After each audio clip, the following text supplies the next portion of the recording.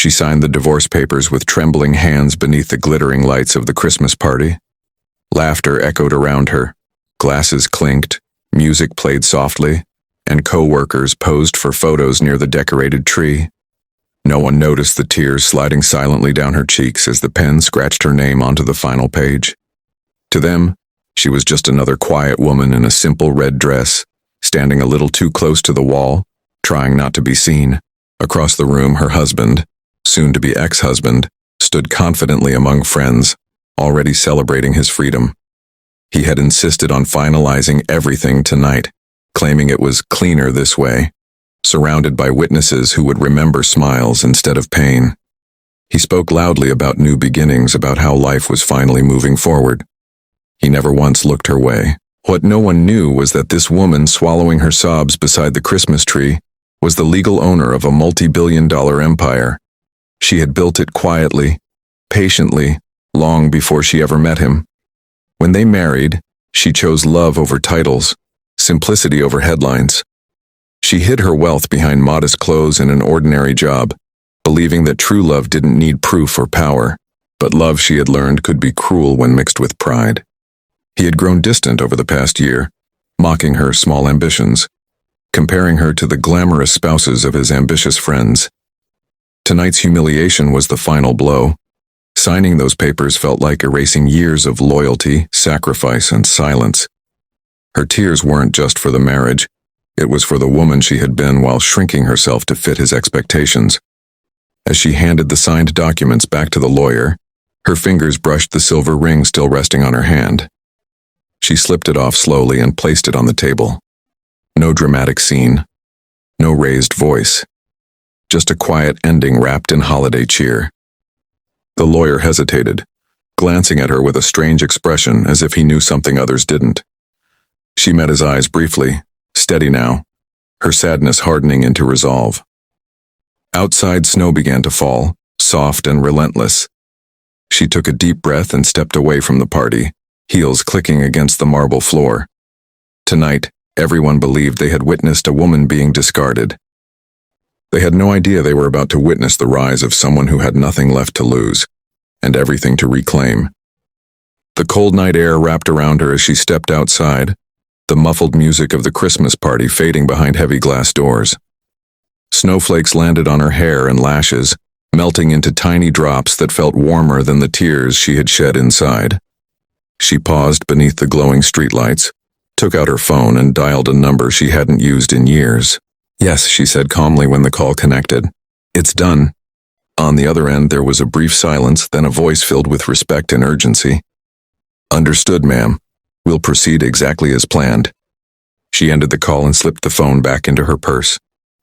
In that simple moment, something shifted. The woman who had bent and minimized herself for love was gone. What remained was clarity.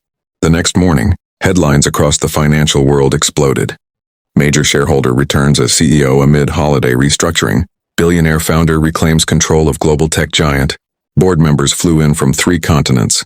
Executives scrambled. Markets reacted. And in a sleek conference room overlooking the city, she sat at the head of the table, composed, precise, unstoppable.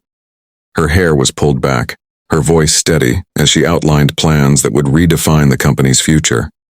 No one questioned her authority. They never had. Meanwhile, her ex-husband woke up late in his rented apartment, nursing a hangover and scrolling through his phone. When he saw her face on every screen, confident, powerful, unmistakable, his breath caught in his throat. The woman he had dismissed as ordinary was being introduced as one of the youngest self-made billionaires in the country. Memories hit him all at once. Her late nights, her quiet intelligence, the calls she used to step out to take. He had never asked.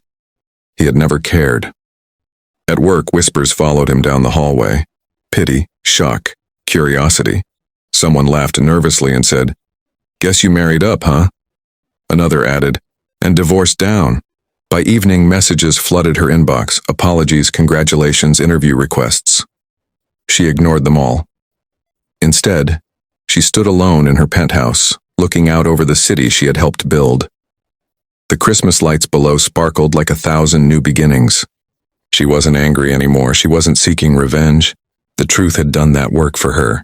Some losses teach you pain, others teach you power. And this time she chose never to hide again. Christmas morning arrived quietly, wrapped in pale sunlight and untouched snow. In her penthouse, the city stretched endlessly below, calm and obedient, as if waiting for her next move. She stood by the window with a cup of untouched coffee, reflecting, not on what she had lost, but on what she had finally released. Her assistant's voice came through the intercom. "The charity board is ready when you are."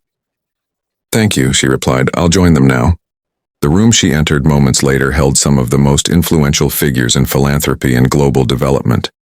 Screens lit up with proposals, schools, hospitals, clean water initiatives. This was the part of power no headlines cared to explain.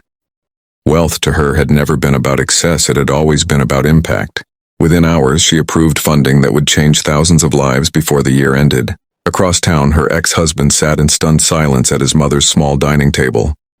Relatives talked over one another, speculating, judging, asking questions he couldn't answer. Someone placed a phone in front of him, paused on a video clip.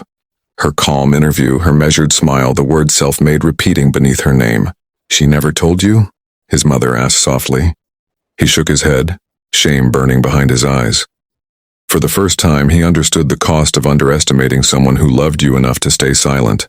That afternoon, she attended the company's annual holiday gala, not as a guest, but as the host. When she entered the room, conversations stalled. Cameras turned. The same Christmas lights that had once hidden her tears now reflected confidence and command.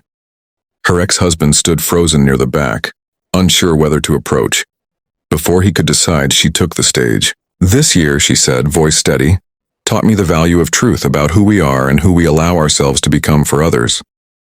She didn't look at him, she didn't need to. Applause filled the hall. Not loud at first, then thunderous.